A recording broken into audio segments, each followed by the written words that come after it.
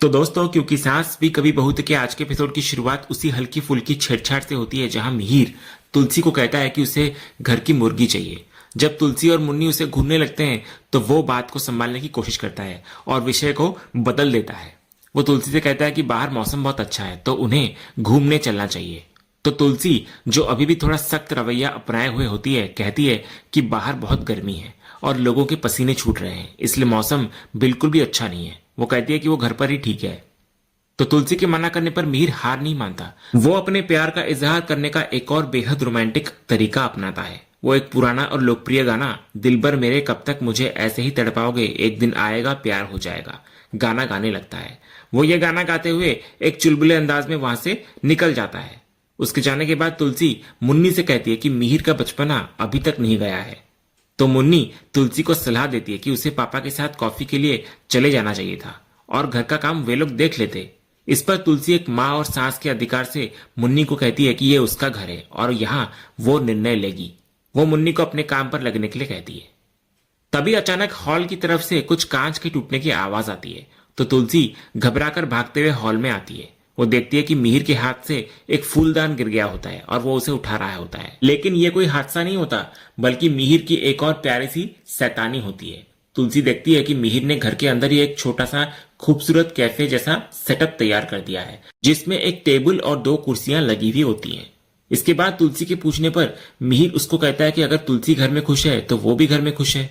क्योंकि उसने बाहर जाने से मना कर दिया तो उसने घर पर ही ये छोटा सा कैफे सेटअप कर लिया। वो मजाक में ये भी कहता है कि अगर वो कहे तो वो बारिश भी करवा सकता है। तभी तुलसी उसकी इस हरकत को बचपना कहती है, लेकिन मिहिर कहता है कि कॉफी सिर्फ बच्चे ही नहीं बड़े भी पीते हैं। फिर मिहिर के कहने पर आखिरकार तुलसी कुर्सी पर बैठ जाती है। इसके बाद मिहिर एक वेटर की तरह अभिनय करते हुए खड़ा हो जाता है और पूछता है, बताइए मैडम, आप क्या लेना पसंद करेंगी, टी, कॉफी या हस्बैंड। जब तुलसी इस पर मिहिर को घूरती है तो वो तुरंत अपनी बात को सुधारते हुए कहता है कि हस्बैंड तो आउट ऑफ स्टॉक है और उसे चाय या कॉफी में से कुछ चुनने को कहता है। तो तुलसी मसाला चाय ऑर्डर करती है, लेकिन तभी उसकी नजर बार बार वहां से गुजर रही मुन्नी पर पड़ती है। वो समझ जाती है कि मुन्नी उन्हें अकेला छोड़ने की कोशिश कर रही है। तो तुलसी मिहिर के इस रोमांटिक पल को एक पारिवारिक पल में बदलती हुई नजर आती है। वो कहती है, और मेरी बहू के लिए अमेरिकानो चाहिए। तो मुन्नी बहाना बनाती है कि उसे ऑफिस जाना है, लेकिन तुलसी उसको रोक लेती है। वो कहती है कि डेट सिर्फ एक आदमी और औरत के बीच नहीं होती, बल्कि एक सास और बहू के बीच भी हो सकती है। जब मुन्नी फिर भी झिझकती है तो तुलसी सख्ती से उसे बैठने का आदेश देती है। तो मिहिर भी उसका साथ देता हुआ नजर आता है।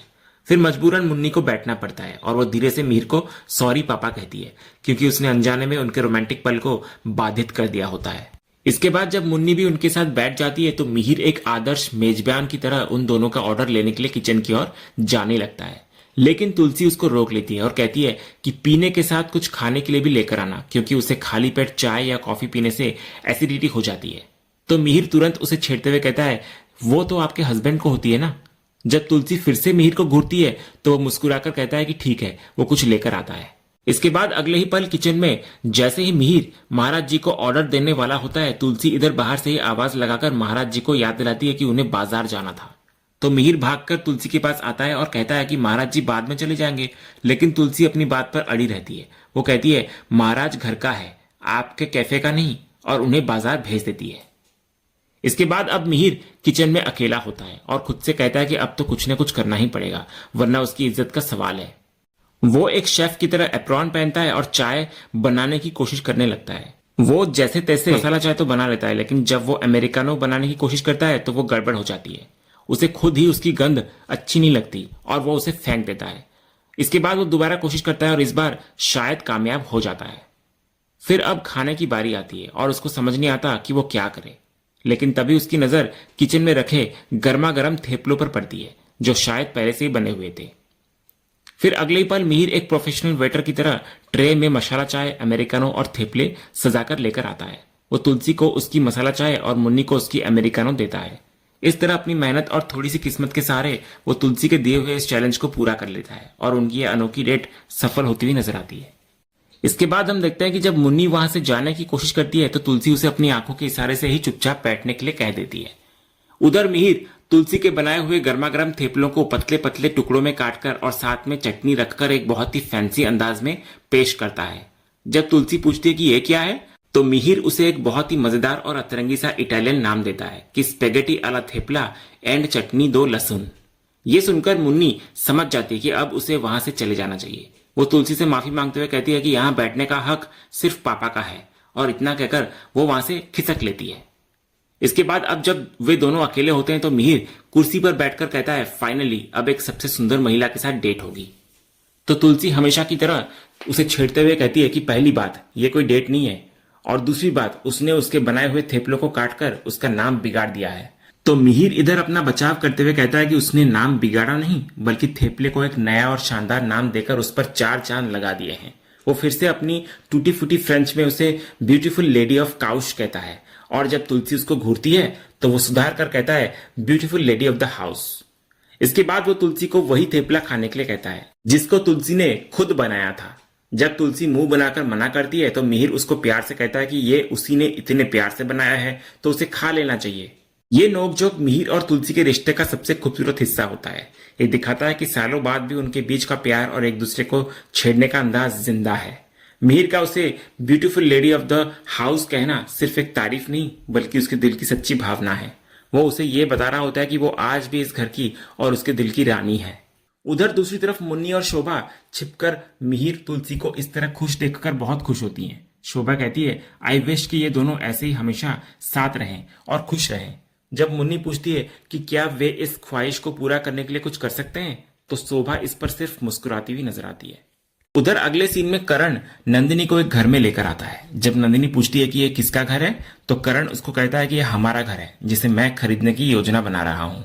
वो कहता है कि क्योंकि वे लोग मुंबई शिफ्ट हो रहे हैं तो रहने के लिए घर तो चाहिए होगा, इसीलिए वो बार बार मलाबार हिल आता था, और आज वो लॉयर से इसी घर के पेपर वर्क के लिए मिला भी था। वो कहता है कि यही सच है, और फिर पूछता है कि क्या उसे और कुछ जानना है।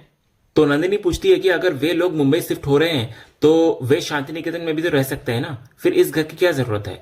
तो करण कहता है कि उनके पास इतने सारे एसेट्स और प्रॉपर्टीज हैं, तो जब वे यहाँ रहेंगे तो उन्हें अपने फंड्स को डाइवर्ट भी तो करना पड़ेगा। वो कहता है कि वहां प्रॉपर्टी बेचकर फंड्स यहाँ लाने पड़ेंगे और उन्हें दिखाने के लिए घर खरीदना जरूरी है। तभी नंदिनी उसकी सफाई पर कुछ नहीं कहती और सिर्फ खामोश रहती है। तो उसकी एक खामोशी देखकर करण हताश होता हुआ नजर आता है और पूछता है कि क्या उसे अभी भी उस पर यकीन नहीं है। वो कहता है कि उसके पास उसको देने के लिए और कोई जवाब नहीं है, और जो सच था वो उसने बता दिया है। इतना बोलकर वो वहां से निकल जाता है। दूसरी तरफ शोभा मुन्नी को मिहिर और तुलसी की दोबारा शादी की बात करने से रोकती है। उसे डर होता है कि अगर मम्मा ने यह सुन लिया तो वो बहुत गुस्सा हो जाएंगी, लेकिन मुन्नी को लगता है कि ऐसा हो सकता है। वो कहती है कि जब दुनिया में बहुत से लोग अलग होने के बाद फिर से शादी कर लेते हैं तो माँ और पापा क्यों नहीं कर सकते, खासकर तब जब वे एक दूसरे से इतना प्यार करते हैं। तो शोभा को शक होता है क्योंकि तुलसी मिहिर को लेकर अभी भी नाराज है और सिर्फ अपने बच्चों के लिए घर लौटी है। इस पर मुन्नी एक बहुत ही महत्वपूर्ण सुझाव देती है और कहती है कि अगर माँ ये शादी भी अपने बच्चे और पोते पोतियों की खुशी के लिए करें तो शायद वो मान जाए। इधर मुन्नी की ये बात शोभा के दिल को छू जाती है। वो मानती है कि इससे अच्छी बात कोई हो ही नहीं सकती। इसके बाद दोनों मिलकर ये फैसला करती हैं कि वे तुलसी और मिहिर दोनों को फिर से मिलाने का ये मिशन पूरा करके ही रहेंगी। लेकिन तभी तुलसी वहां आ जाती है और सीधे पूछती है कि किसकी दोबारा शादी की बात हो रही है। तो मुन्नी सच बताने वाली ही होती है कि शोभा तुरंत बात को संभालती हुई नजर आती है। वो कहती है कि वे लोग परी की दोबारा शादी के बारे में सोच रहे हैं। तो मुन्नी भी इस झूठ में उसका साथ देती है और कहती है कि इससे गरिमा को पिता का प्यार मिलेगा और परी दीदी की जिंदगी फिर से शुरू हो जाएगी।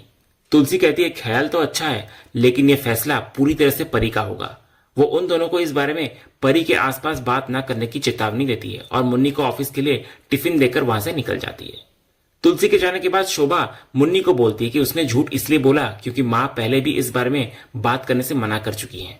वो कहती है कि अभी इस बारे में बात करने से सब कुछ बिगड़ सकता है, इसलिए फिलहाल परी के बारे में सोचना ही बेहतर है। अगले सीन में करण और नंदिनी दोनों गाड़ी में होते हैं। इधर करण अचानक गाड़ी दूसरी दिशा में ले जाने लगता है। तो नंदिनी पूछती है कि वे कहाँ जा रहे हैं। तो करण रोमांटिक अंदाज में कहता है कि कुछ बातों का मजा बताने से खराब हो जाता है। वो कहता है कि जब वो उसके साथ है तो उसे चिंता करने की जरूरत नहीं है, क्योंकि उसकी खुशी ही सबसे पहले होगी। इसके बाद वो गाड़ी रोककर नंदिनी के लिए एक फूलों का बुके लेकर आता है। वो उसको देते हुए कहता है कि उसे फूल पसंद है तो उसे खुश हो जाना चाहिए। लेकिन करण की ये कोशिश नंदिनी के दिल तक नहीं पहुंच पाती। वो उस पर शक करते हुए पूछती है कि वो ये सब क्यों कर रहा है। वो कहती है कि उसे लग रहा है कि वो कुछ छुपा रहा है और उसे भटकाने के लिए ये सब कर रहा है। वो कहती है कि इतने दिनों से उसे उसकी पसंद याद नहीं आई। लेकिन आज जब उसकी चोरी पकड़ी गई तो वो ये सब कर रहा है। तो नंदिनी के इस ताने से करण का रोमांटिक मूड गुस्से और हताशा में बदलता हुआ नजर आता है। वो कहता है कि क्या वो यही चाहती थी, अब उसने उसका मूड खराब ही कर दिया। वो कहता है कि उसने उसे सब कुछ बता दिया लेकिन फिर भी उसे उस पर भरोसा नहीं है। तो नंदिनी भी पलटकर जवाब देती है। वो कहती है कि उसे उस पर भरोसा इसलिए नहीं है क्योंकि वो अब पहले जैसा नहीं रहा। तो इस पर करण भी कहता है कि नंदिनी भी अब पहले जैसी नहीं रही और वो उसे खुश रखने की हर कोशिश करके थक चुका है, लेकिन अब उनके रिश्ते में कुछ बचा ही नहीं है। तो नंदिनी जो इस टकराव से पूरी तरह टूट चुकी होती है, एक बहुत ही दर्दनाक बात कहती हुई नजर आती है। वो कहती है, तो फिर छोड़ दो मुझे, किसने रोका है तुम्हें। तो ये बात सुनकर करण एक पल के लिए रुकता है और फिर एक हारी हुई और टूटी हुई आवाज में कहता है, ठीक है तुम सही कह रही हो, कुछ भी नहीं बचाया अभी, बहुत कोशिश कर ली लेकिन अब नहीं हो सकता, अब मैं तुम्हारे साथ नहीं रह सकता। ये कहकर करण गुस्से में गाड़ी में बैठ जाता है। नंदिनी भी जो अंदर से पूरी तरह टूट चुकी होती है गाड़ी में आकर बैठ जाती है। इसके बाद वे दोनों वहां से निकल जाते हैं, लेकिन गाड़ी के अंदर एक खामोशी और एक दूरी होती है। वे दोनों एक दूसरे की तरफ देखते तक नहीं है। और इसी बेहद दर्दनाक, तनावपूर्ण और दिल को तोड़ देने वाले पल के साथ आज का ये एपिसोड यहीं पर खत्म होता है। तो दोस्तों, आपको आज का ये एपिसोड और इसका अपडेट कैसा लगा, अपनी राय हमें कमेंट बॉक्स में जरूर बताएं। अगर आपको आज का ये वीडियो पसंद आया हो तो वीडियो को लाइक और शेयर जरूर करें और हमारे चैनल को सब्सक्राइब करके बेल आइकन जरूर दबाएं, ताकि क्योंकि सास भी कभी बहू के अगले धमाकेदार एपिसोड का अपडेट आपको सबसे पहले मिले। मिलते हैं अगले वीडियो में, तब तक के लिए धन्यवाद।